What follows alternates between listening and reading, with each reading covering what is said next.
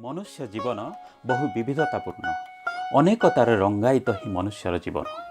मनुष्य जो समाज बनई जो समाज रे मनुष्य बास करुछि से समाज मध्य रंगमय। समाज रे आमर शत्रु भी थांती और मित्र भी थांती।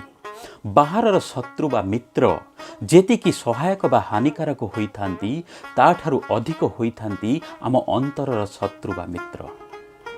अधिकांश मनुष्य निजर आत्मशक्ति सहित अपरिचित।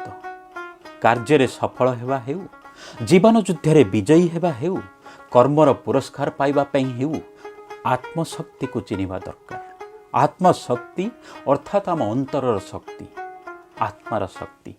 निज कार्य रे निजर सबुठु बड़ मित्रर सहायता नेबा आवश्यक। जदि बड़ मित्रर आमे सहायता नहीं पारिबा तेबे ही आमे जीवन युद्ध रे सफल होई पारिबा।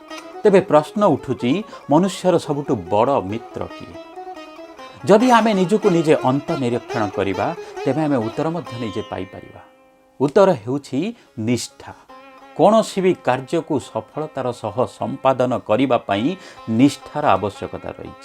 जेकोसी भी क्षेत्र में आपण सफलता पाइबा पई जदि चाहती तेबे निष्ठार आवश्यकता रही। जीवन में शांति पाइबाकू हेले, जीवन में संतोष पाइबाकू हेले, सुख पाइबाकू हेले, संपद ऐश्वर्य वैभव स्वास्थ्य प्रतिष्ठा संपर्क जहाँ भी आमे पाइबाकू चाहिबा सेथिपाई दरकार निष्ठा। कौनसी भी क्षेत्र में निष्ठा आपण को शून्य रु सफलता तक पहुँचाई पारिबो। एवं ये निष्ठा प्रगाढ़ निष्ठा ही आपणकर सबुठारु बड़ मित्र। जदि ये निष्ठा सहित आपण बंधुता करुछंती, जदि ये निष्ठा को आपणक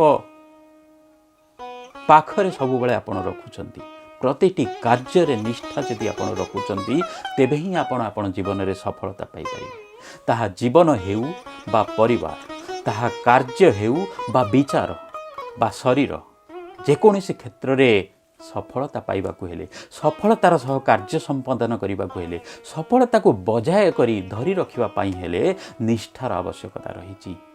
तो ही निष्ठा को आपणांतु, प्रतिटी कार्य को निष्ठार सहित करंतु।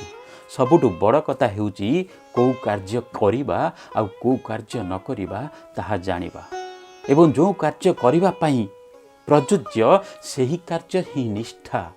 निष्ठार सहित सेही कार्य को करिबा, सेही कार्य अग्रसर होई पारिले ही आपणक जीवन सुखमय होई पारिबो। आपणक जीवनर बंधु सबुठारु बड़ बंधु आपणक कार्य रे सहायक सिद्ध होई पारिबो। तेबे आपणक बंधु और परिजन सहित ही वीडियोटी को शेयर करंतु एवं एपर्यंत जदि मोर ए चैनल को आपण सब्सक्राइब करना तेबे चैनल को सब्सक्राइब करंतु, बेल आइकन को हिट करंतु एवं जुड़ी जाउतु आम सहित। पुणी देखा हबो एई भली आउ एक प्रेरणादायी वीडियो रे। से पर्यंत विदाय दियंतु। नमस्कार, जय जगन्नाथ, वंदे उत्कल जननी।